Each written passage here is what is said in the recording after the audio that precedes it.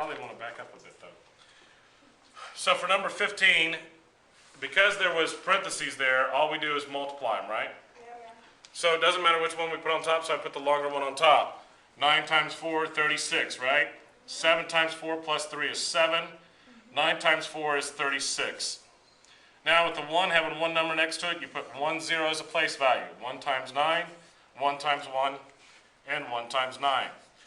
Now all we have to do is add those up. Make that one a little darker. 6 plus 0, 7 plus 9 is 16, carry the 1, that's 8, and then we have 12. There are 5 numbers in decimal places, so we move the decimal over 5 times. So your answer for number 15 should have been 0.12866. Now number 16 was a division problem. Which number goes on the outside?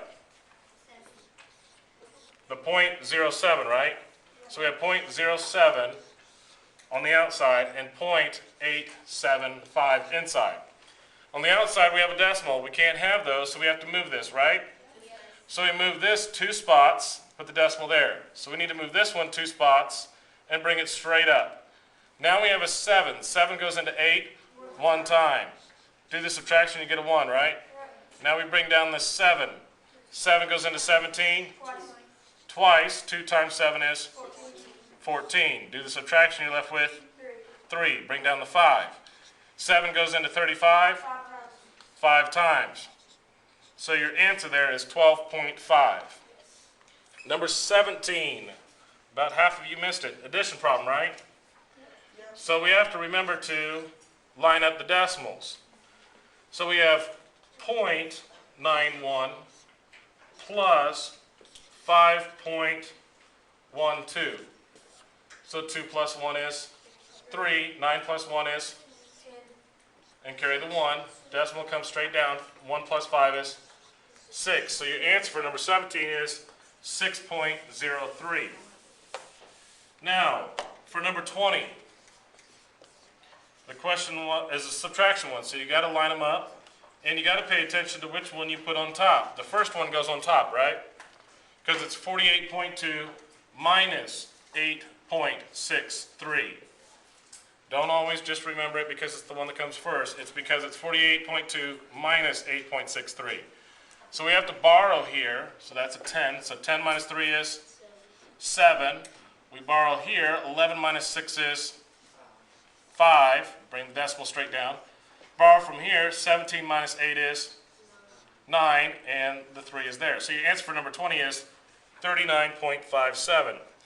Now number 21 is a multiplication problem. So I would put the shorter number on top. So that would be 4.25 times 2.6, right? Does it matter that I didn't line them up when I multiply? No, it only matters when I subtract or add. So now I go in and multiply. 6 times 5 is 30. 6 times 2 plus 3 is 15. 6 times 4 is 24 plus the 1 is 25. Now the 2 has one number next to it, so we put 1 0 down there.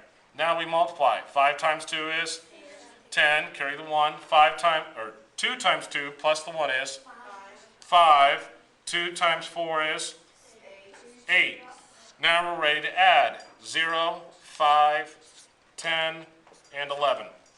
Now we have 1, 2, 3 numbers in decimal places. So we move the decimal 3 times. 1, 2, 3. Now you could leave your answer as 11.050, or you could write it as 11.05. I would prefer 11.05, but I won't take off on your test if you leave the 0. Now the last, or number 22 was a, what do we do in number 22? Divide. Which one goes on the outside for 22? 0.8. Because it's 0.45 over 8, so it's 0.45 divided by 8. So we need to move this decimal. We move it 1 time. You move this one 1 time and bring it straight up. Does 8 go into 4? No. Does 8 go into 45?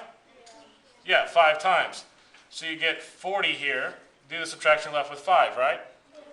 Now we have to do it again. 8 goes into, let's bring down that automatic 0. 8 goes into 50 6 times. 6 times 8 is 48, right? So we're left with a 2. Bring down another 0. 8 goes into 20 twice. That's going to be 16, right? Do the subtraction, you're left with 4. Got to bring down another 0. 8 goes into 40 5 times. You probably won't have one that goes with this many zeros that you have to add on your test, but just be aware of that.